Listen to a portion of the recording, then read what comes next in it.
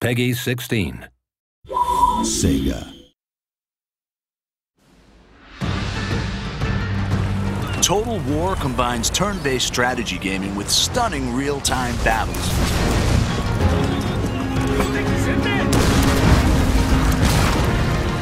Players take command of nations, armies, and generals as they battle for ultimate victory.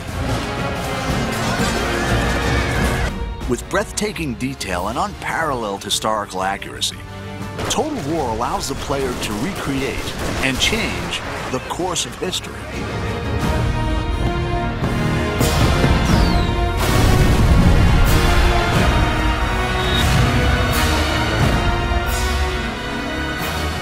In 2011, the award-winning Shogun 2 offered new AI, streamlined controls, and a host of multiplayer features. In the Fall of the Samurai standalone expansion, the Creative Assembly have created the largest expansion pack ever for a Total War game. It's taken us into areas we've never been to before with Total War. It's getting closer and closer to the modern era. I think it's exciting because it's the latest any Total War game has ever been to the modern day, the closest any Total War game has been to the modern day.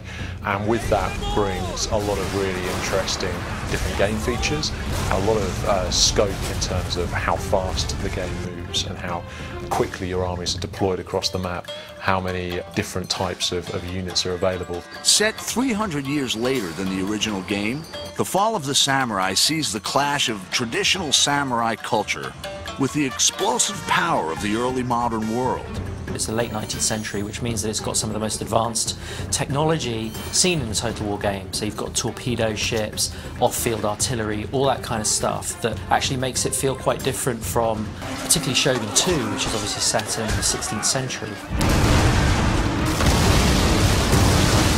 This industrial age is the most recent period ever covered in a Total War game, offering new game mechanics to please and challenge fans.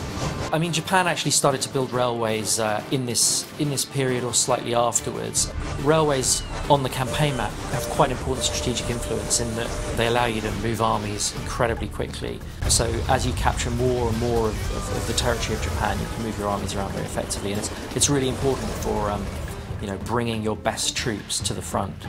Fall of the Samurai doesn't require the original Shogun 2 game, and easy-to-follow tutorials will show new players how to command the action.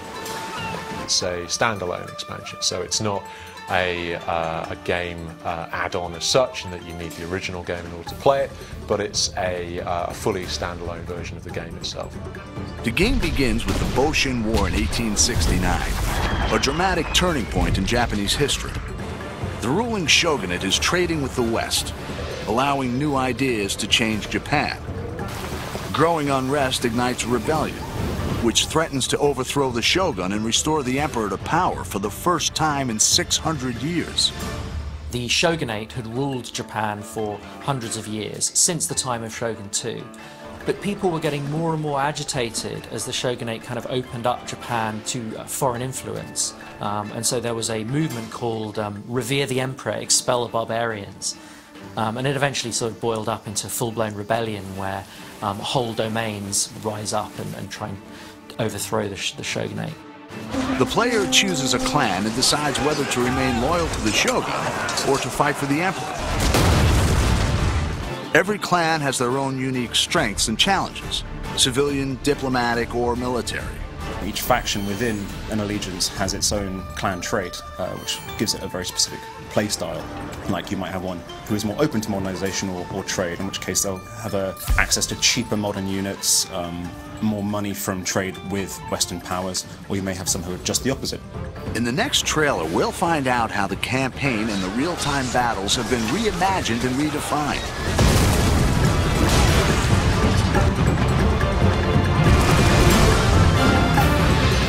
Fall of the Samurai is a whole new experience and an ambitious entry into the Total War series.